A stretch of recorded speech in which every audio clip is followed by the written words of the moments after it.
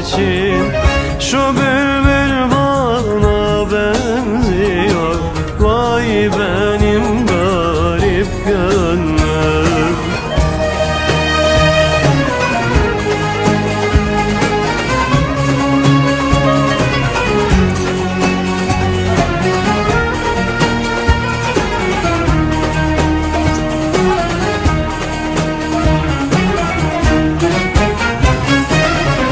Gece kaplı